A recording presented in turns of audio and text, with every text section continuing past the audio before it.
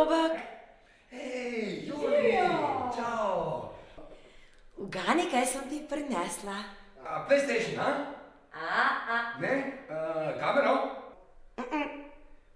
Fotoaparat? Ja, kaj pa? Tadam! Kaj je to? Električni, avtomatski, robotski sesalec.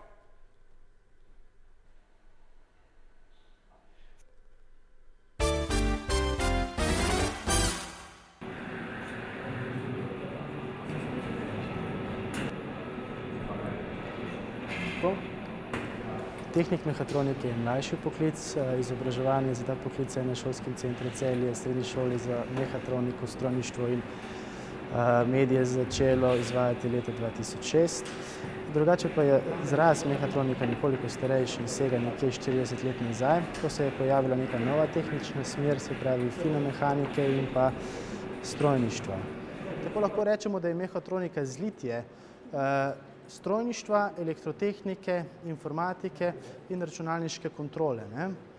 Sama mehatronika pa je tudi nov način razmišljanja o načrtovanju izdelkov, tako dobi tehnik mehatronike vpogled, se pravi o celoti izdelka, kako je izdelek sestavljen in lahko lažje tudi potem vzdržuje ta izdelek, kar pomeni večja funkcionalnost, nižja cena in pa večja kakovost. Šolanje je pravzaprav zelo zanimivo, ker smo se posebej v zadnjih nekaj letih izjemno opremili. Predvsem smo pa napredovali mi, učitelji, tako da lahko ponudimo otrokom, dijakom, bodočim mehatronikom tisto, kar bojo v realnem okolju potrebovali.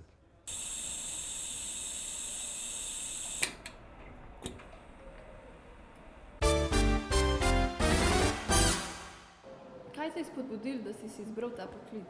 V prvi vrsti me nekako zanimajo roboti in samo delovanje avtomatskih procesov. To me nekako navdušuje, mislim, že od srednje šole, pa tudi zdaj naprej.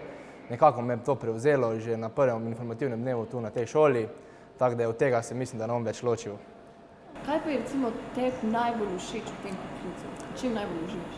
Najbolj uživam to, ko vidim, da nek projekt začneš iz čistega štarta, iz nule, kot bi lahko rekli, in ga iz faze v fazo nadgrajuješ, ga preneseš v industrijo, na koncu vidiš, da nekaj deluje samostojno, brez da bi karkoli kdo zraven pomagal, kakšna človeška roka, karkoli, deluje lahko 24 ur na dan, brez kakršnekoli pomoči, ti pa lahko samo gledaš.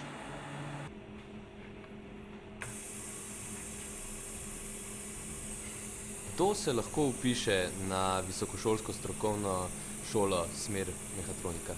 Ja, vsak ima malo želje ali pa volje po tehniki, ki mu je tehnika blizu, ki se želi ukvarjati tako z elektrotehniko kot z strojništvom in z računalništvom. Seveda pa mora imeti za to osnovne pogoje, kar je pa strokovna matura ali pa poklicna matura, ali pa če že ima nekaj let delovnih izkušenj, pa potem kak poslovodski, delovodski izpit, potem ima pa nekaj diferencialnih izpitov, ki jih mora narediti, pa se lahko vpiše. Na zavodu opažamo vedno večje povpraševanje po osebah, ki imajo strokovno znanje iz tehničnih in naravoslovnih smeri.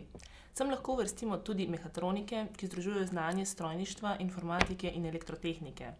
Konec meseca oktobra 2011 je bilo v evidencah Zavoda za zaposlovanje prijavljenih 81 brezposelnih oseb mehatronikov.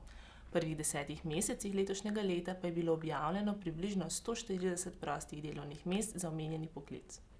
Izberite poklic, ki prinaša velike razvojne možnosti.